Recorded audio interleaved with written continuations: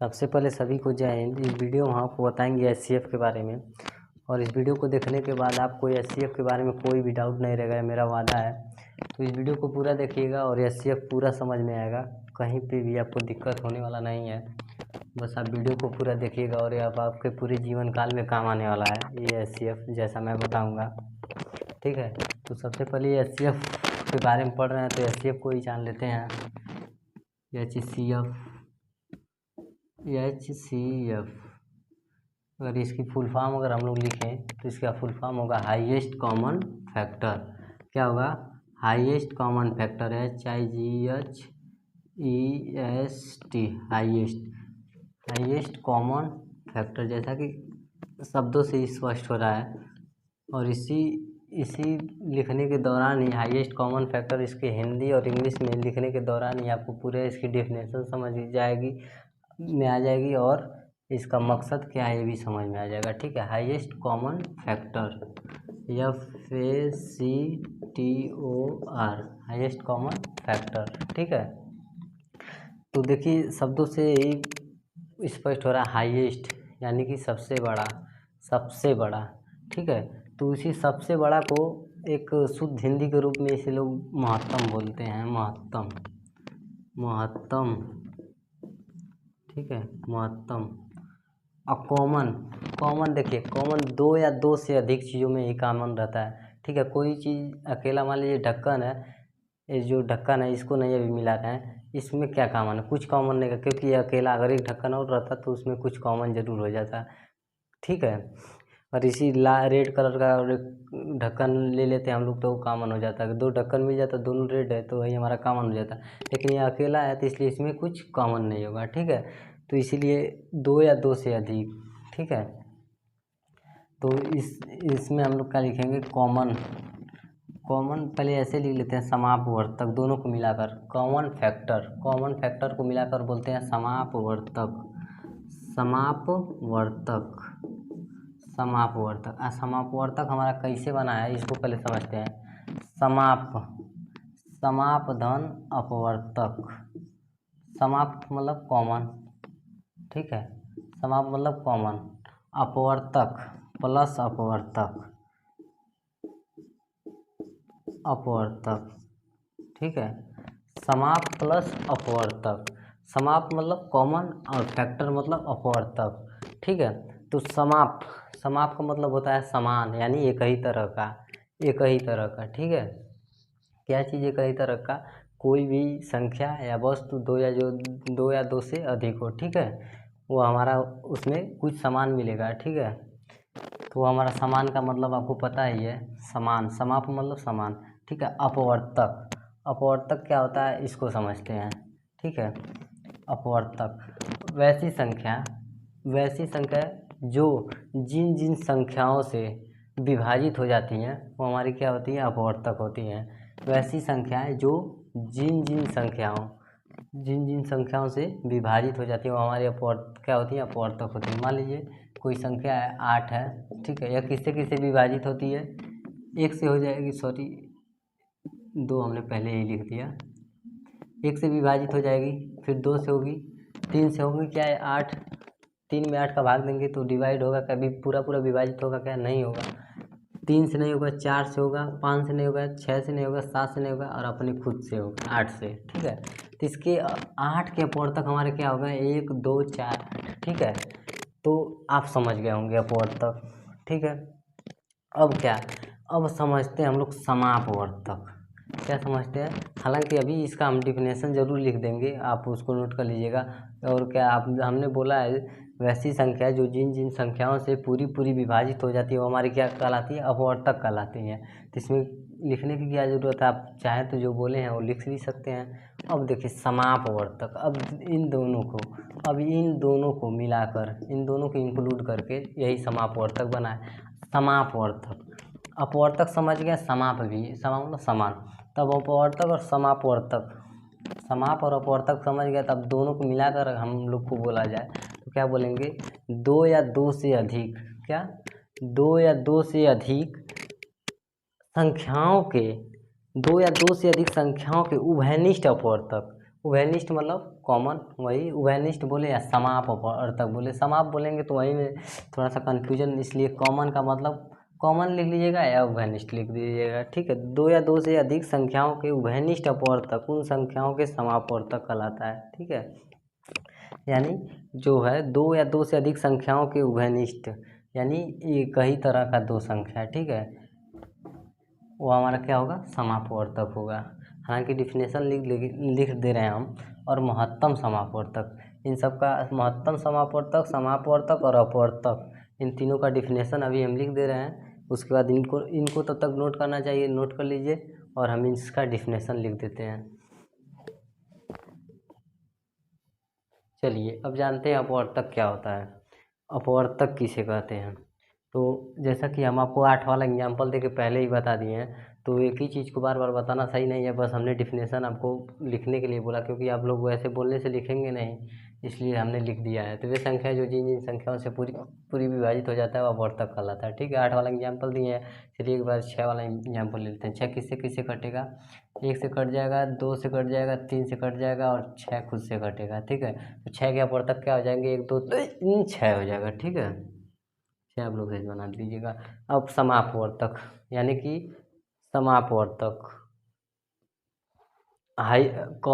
Common fraction बोला factor, common factor, ठीक है।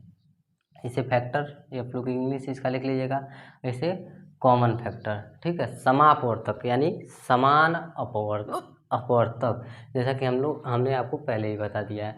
इसका क्या हो जाएगा, समाप यानी दो या दो से अधिक संख्याओं के। देखिए हमने आपको बताया एक ढक्कन इस केवल है, इसमें कुछ कॉमन होगा नहीं होगा। अगर 2 ढक्कन रहता और दोनों इसी कलर का होता तो कॉमन हो जाता, ठीक है। 3 ढक्कन रहता तब भी कॉमन हो जाता। तो वही कहने का इसका मतलब है, दो या दो से अधिक संख्याओं के उभयनिष्ठ, यानी दो या दो से अधिक संख्याओं के कॉमन बोले, कॉमन को हिंदी में उभयनिष्ठ बोलते हैं। दो या दो से अधिक संख्याओं के उभयनिष्ठ अपवर्तक, अपवर्तक मतलब फैक्टर, अपवर्तक बताएं यही अपवर्तक है ना, अपवर्तक उन संख्याओं के समापवर्तक कहलाता है, ठीक है। तो इसको भी आप लोग समझ गए होंगे। दो या दो से अधिक संख्याओं के उभयनिष्ठ अपवर्तक उन संख्याओं के समापवर्तक कहलाता है। चलिए इसको भी थोड़ा सा एग्जाम्पल के रूप में देख लेते हैं। मान लीजिए 6 और 8 वाला हम लोग एग्जाम्पल लिए थे। 6 वाला में क्या, 1 2 3, ठीक है, और 6 खुद। अब 8 वाला में क्या था, 1 2 4 और 8, ठीक है। तो दो या दो से अधिक संख्याओं का उभयनिष्ठ अपवर्तक उन संख्याओं का क्या कहलाता है, समापवर्तक कहलाता है, ठीक है। तो कौन कौन मैच कर रहा है हमारा, एक मैच कर रहा है, 2 मैच कर रहा है और बाकी कुछ नहीं है मैच कर रहा है, ठीक है। तो दो या दो से अधिक संख्याओं के उभयनिष्ठ अपवर्तक उन संख्याओं के समापवर्तक कहलाते हैं, ठीक है। तो हमारा इसमें उभयनिष्ठ क्या क्या हो गया, 1 हो गया और 2 हो गया, ठीक है। तो इसमें उभयनिष्ठ हमारा क्या होगा, 1 हो गया 2 हो गया। कैसे कैसे, 1 6 में भी था और 8 में भी था, और 2 6 में भी था और 2 8 में भी था, ठीक है। अब देखिए इन दोनों का मिला के, इन दोनों का सॉरी करें, इसका समापवर्तक, और समापवर्तक के पहले हम लोग का था महत्तम यानी कि हाईएस्ट कॉमन फैक्टर। ये तो हमारा कॉमन फैक्टर है, ठीक है।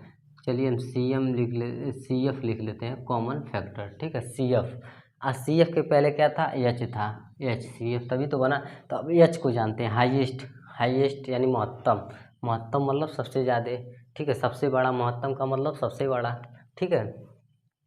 तो मौसफ यानी सबसे बड़ा, यानी सबसे बड़ा समापवर्तक यानी महत्तम समापवर्तक किसे कहते हैं, ठीक है। वह बड़ी से बड़ी संख्या जो दी हुई दो या दो से अधिक संख्या, दो या दो से अधिक वही कॉमन करने का मतलब कॉमन हो, इसलिए दो या दो से अधिक, ठीक है। वह बड़ी से बड़ी संख्या जो दी हुई दो या दो से अधिक संख्याओं को पूरी विभाजित कर दे, ठीक है। वह बड़ी से बड़ी संख्या जो दी हुई दो या दो से अधिक संख्याओं को पूरी विभाजित कर दे, ठीक है। तो मान लीजिए कोई एग्जांपल ले लेते हैं। चलिए 6 और 8 ही वाला ले लेते हैं, चाहे कुछ भी आप लोग ले सकते हैं। चलिए 10 ले लेते हैं, कुछ भी। 1 2 3 और क्या 6 और 10 में 1 2 3 से नहीं, 4 से नहीं, 5 से और 10 से। ठीक है, तो क्या कर रहा है, वह बड़ी से बड़ी संख्या लेना है जो दी हुई 2 या 2 से अधिक संख्याओं को पूरी पूरी विभाजित कर दे। ठीक है, तो इन दोनों में सब कॉमन क्या हो रहा है, 2 हो रहा है। ठीक है, सबसे बड़ा क्या हो रहा है, 2 हो रहा है। 6 और 10 सबसे बड़ा, 10 सबसे बड़ा है लेकिन 10 6 में नहीं है, और 6 सब बड़ा है लेकिन 6 इसमें नहीं है। ठीक है, तो वही कर रहा है। तो सबसे बड़ा क्या है, 2 है जो दोनों में है। ठीक है, 3 भी है लेकिन 3 इसमें नहीं है, तो उसके कहने का मतलब यही है। ठीक है ना, तो इसका एचसीएफ हमारा 6 और 10 का क्या हो जाएगा, 2 हो जाएगा। ठीक है, एक चूँकि छोटा है तो इसको आप लोग समझ गए होंगे। अब हम लोग क्या करेंगे, 3 विधियों से हम लोग पढ़ेंगे, 3 विधियों से हल करना सीखेंगे एचसीएफ को। तो कौन कौन सी विधि होगी, एक अपवर्तक विधि होगी हमारा, और एक भाग विधि होगा, और एक अभाज्य गुणनखंड विधि। ठीक है, 3 विधियों से हम लोग हल करना सीखेंगे। तो चलिए इसको पहले इरेज कर लेते हैं। तो ये हमारा इरेज हो गया। ठीक है, 3 विधियों से हल करेंगे। पहला विधि क्या होगा हमारा, पहला विधि समापवर्तक विधि, समापवर्तक या अपवर्तक, जो भी बोले। चलिए अपवर्तक ही लिख लेते हैं, अपवर्तक विधि। अपवर्तक विधि, हालांकि आप समापवर्तक विधि भी लिखते कोई दिक्कत नहीं, क्योंकि समान ही हम लोग करेंगे। ठीक है, दूसरा भाग विधि, और ये भी बताएंगे सबसे बेस्ट विधि कौन सी है। अगर आपको ना बोले कि आप इस विधि से करिए, तो अगर मान लीजिए बोलेगा अपवर्तक विधि, तब तो आपको मजबूरी में करना ही पड़ेगा अपवर्तक विधि। या भाग विधि बोलेगा तो भाग विधि, जैसा बोला रहेगा तो उस विधि से करना पड़ेगा। अगर नहीं बोला रहेगा किसी विधि से करने को, तो सबसे बेस्ट विधि है अभाज्य गुणनखंड विधि। अभाज्य गुणनखंड विधि, अभाज्य गुणनखंड विधि, गुणनखंड विधि। ठीक है ना। तो सबसे पहले हम लोग क्या पढ़ेंगे, अपवर्तक विधि। अपवर्तक विधि हम लोग पढ़ भी चुके हैं। 6 और 8 वाला एग्जाम्पल वही लेना है हम लोगों को। तो 6 8 या 6 10 जो भी एग्जाम्पल हम लोग लिए, चलिए इस बार हम लोग दूसरा लेते हैं। इस बार हम लोग छोटा ही ले लेते हैं, 4 ले लेते हैं, और हम लोग ले लेते हैं 12। 4 और 12 का एचसीएफ अपवर्तक विधि से ज्ञात कीजिए, इस तरह से बोल देगा। तो 4 किससे किससे कटेगा, 1 से कटेगा, 2 से कटेगा और खुद से कटेगा। 12 1 से कटेगा, 2 से कटेगा, 3 से कटेगा, 4 से कटेगा, 5 से नहीं 6 से कटेगा, और खुद से 12 से कटेगा। तो इसमें क्या है, सबसे हाईएस्ट क्या है, 4 है। देखिए सबसे हाईएस्ट है तो 12 भी है, 6 भी है। सबसे बड़ा इसमें इस 12 वाले में 12 और 6, लेकिन इसमें नहीं है 12 और ना ही 6 है इसमें। ठीक है, तो इसमें सबसे बड़ा क्या है, 4 है। तो 4 हमारा क्या हो जाएगा, हमारा एचसीएफ हो जाएगा। ठीक है, 4 और 12 का एचसीएफ हमारा क्या हो जाएगा, 4 आंसर हो जाएगा। एचसीएफ बराबर 4 आंसर। ठीक है, तो पहला विधि हम लोग समझ गए, अपवर्तक विधि। अब हम लोग समझेंगे भाग विधि, भाग विधि समझेंगे। ठीक है, तो भाग विधि में चलिए हम ले लेते हैं 10 12 14।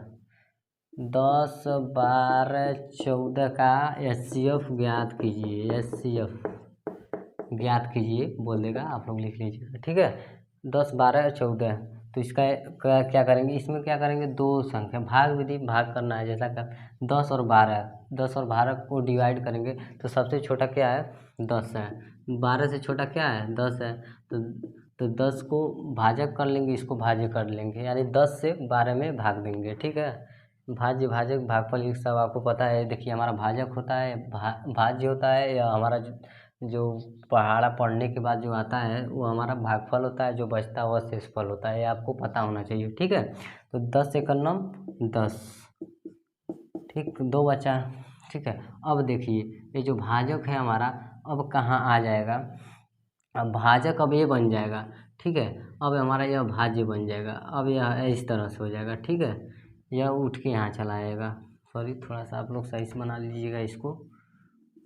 हाँ, तो 2 बचे 10 कट गया। तो अगर पूछेगा, देखिए अगर 10 और 12 का केवल पूछता तो उसका HCF 2 होता है, ठीक है। लेकिन हमारा 14 भी है, तो 14 को भी चलिए ले लेते हैं। तो इसको अब यहाँ रखेंगे और 14 अब यहाँ रखेंगे, तो 2 का पारा पड़ेंगे ऐसा 14 आ जाए 7, 14 2 सत्ते 14 कट गया, ठीक है। तो हमारा HCF क्या आएगा, फाइनली तीनों का HCF हमारा क्या आएगा, 2 आएगा। तो चलिए अब हम लोग देख लेते हैं अभाज्य गुणनखंड विधि से HCF, क्योंकि एक ही हमने एग्जाम्पल दिया है। हालांकि आप अपने मन से 4, 5, 8, 10 जितना मन करे उतना करें, जितना अधिक करेंगे उतना ही बेटर होगा आपके लिए, ठीक है। जो जितना रगड़ा होगा उतना ही तगड़ा होगा, तो आप जितना करेंगे उतना ही तगड़े होंगे, ठीक है। अभाज्य गुणनखंड विधि, अभाज्य सबसे पहले जान लेते हैं क्या होता है।